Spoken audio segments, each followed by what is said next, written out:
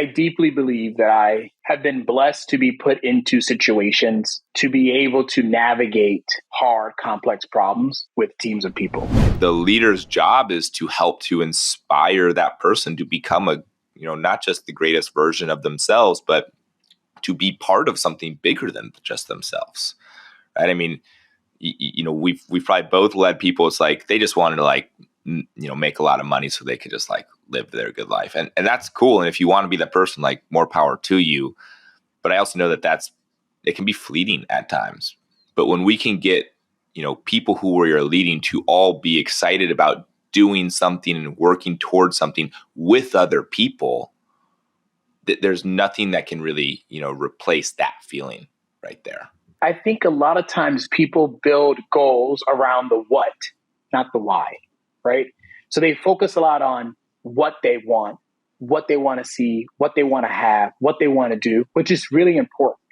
But that really should be a measurement of, have you done the why? And oftentimes, if you're missing the why, you're going to miss the what, right? So if what you want is to make a lot of money, sure, right? But the money will come as a reward to what why, which has to be grounded in something else. So maybe the why is I want to solve the hardest, most complex problems. For a while, that was my why at the company. What it resulted in was actually revenue, right? Because the way we enabled that, clients were willing to pay for it, creating value, and then therefore creating a reward system in which my team and myself saw that reward. But if you focus on the what and not the why, you almost get lost in the thick of things. So when it becomes really hard, or you don't know which way is up, or you're a little bit uncertain, you don't have actually the North Star or the compass to get you out of it, because it's actually grounded in the wrong thing, right? You're chasing the wrong thing. And so whenever I talk to people, especially as a leader, whether I'm trying to understand them or mentorship, or just simply a simple conversation, I try to really get to the why. Why do you do what you do? It doesn't have to be super philosophical. It doesn't have to actually be about anything. It could actually just be, this is what entertains me. For me, that's what it was. In order to stay intellectually stimulated, I need to be working on hard problems. It's not that complex. And it's not even that sexy, but it's very clear. And I also know then when I'm in situations that aren't meeting that why, right? When I'm in a job that just doesn't feel like it's ambitious enough, or that I'm learning, or these problems don't matter, right? And that's nothing wrong with that job. That just means it's not aligned to my why. All right, I want to go back to something you said earlier that I was like, "Ooh, that's good right there." Your why was to solve the hardest and most complex problems. That was your why. Why was that your why? Why does that get you excited? Because I think the underlying reason to what you're saying is the thing that's allowed you. It could be the thing that's allowed you to have the progression that you've had, and the thing that's driving you. So why is that what you want to do? The hardest and most complex problems. I deeply believe that I have been blessed to be put into situations to be able to navigate hard, complex problems with teams of people. And that's everything from my demeanor, right? I sort of can buckle down and really focus on a problem and get really energized going after that. I think some of that just comes from, as a kid, like what interests me were the things that were not complete, and sort of asking why, right? When that's again, that question of why not. I think an element of that though also was the environment that I was in. So you think about when I was thinking through this why at the time, I'm working at the biggest company, one of the biggest companies in the world, with all the resources you could ever imagine, as we talked about. So why aren't we chasing the biggest problems, right? Why aren't we looking at the hardest things?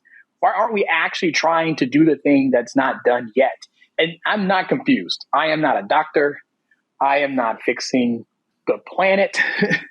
There are plenty of other people working on why that I think have much more systematic impacts. But in the moment that I was in, where I was at, the only thing I could think about in terms of what would get me out of bed right here, right now, is to be able to leverage the fact that I work at a company that can do almost anything it wants. And so I started actually treating my job, whatever job I was in, like I worked at a startup with the world's biggest insurance plan. Now, I don't know if Microsoft senior leadership loves that kind of phrasing, but that's just the mindset, right? I was pretty sure I was not going to break Microsoft. And so as long as I stayed, somewhat reasonable in terms of my goals, well, we can probably stretch them pretty far, right? And of course, remaining compliant and all the great things you need to do to make sure you don't go to jail. But I think other than that, so the world's your oyster. You should be going after it. So, I think that mentality then started seeping into the other parts of my world, right? So as an investor, why not? As just a person, right? A lot of people would say, well, you can't really do all of that, right? You can't have a corporate job and do artistic work and be an investor and do nonprofit stuff. You pick a lane. What's the brand? That's all I can. What's the brand? And I'm thinking, this is the brand. The brand are where are the problems? And I'm going to go run to the problems. So my leaving Microsoft is even grounded in that. It's grounded in the fact that I've got some other problems I want to go solve. And I've got some more resources I got to go get. And I'm ready to take them and go work on something else. And in a few years, if I solve those problems, I'm going to go find some other ones. And I just have a deep belief that not only am I in the right position to do so, I feel excited when I'm doing that. It doesn't always mean that I'm always happy, but it does mean that most days I don't want to be anywhere else. And I was really fortunate to be able to do a lot of that at Microsoft. And now it's just time for me to do it in a different industry. Yeah, you said a couple things that I want to double click into. First off, you said, sure, there's other people who are changing the world in a much different type of way and more impactful way than I am. The doctors, you name a few. It's like, yes, they are, but you're just playing a different role within impacting that world. Like if you weren't able to lead your team effectively to identify and make the partnerships official with some of these companies, the people who are, whether it be the engineers, the doctors, you name it, who are actually providing the services and changing it, they wouldn't have the opportunity to. Your role's just different. And the second thing I would say, which I actually did lose my train of thought, so Hector and Kevin, not for this part. What was the last thing that you just ended with? It was good. When I wake up every day, that's what I want to do. Yes. Okay, here it is. So the second part is you almost feel like you have a responsibility. At least like I feel this way a lot. So maybe I'm projecting a little bit here, but I feel like, man, I've been given great opportunities within my life. I'm so thankful for how I was raised. I'm so thankful that I got the opportunity to work at Microsoft and now, do this spot. Like, man, thank you. I feel blessed. And I have a responsibility to do something with that. Me getting the opportunity to speak with you right now, me having the intelligence or the ability to connect with people to do something. Man, if I actually had this, like kind of this, God-given ability and also that I've worked on, I need to do something with that. And I feel inspired to do that. And the last thing you said was, sure, you don't feel happy all the time. No, absolutely not. But I've been studying this concept a lot lately, and one of my coaches, a guy named Rob Renahan, challenged me on this recently. He said, Alex, you're not going to be either happy or sad all the time, but what you can feel all the time is joy. You can feel joy all the time. And I was like, that is hard for me to understand because I definitely don't feel joy all the time. What about the times when I'm really struggling? And he said, as long as you're, kind of like what you're talking about, your why is, solving the hardest problems because that's what inspires you.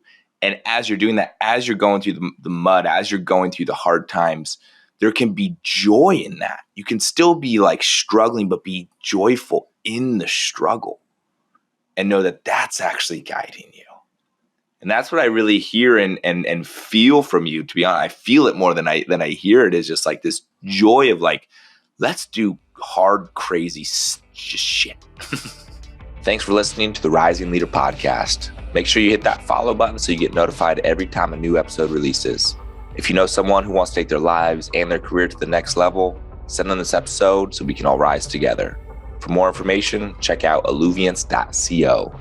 We'll see you next time. And in the meantime, keep letting it flow.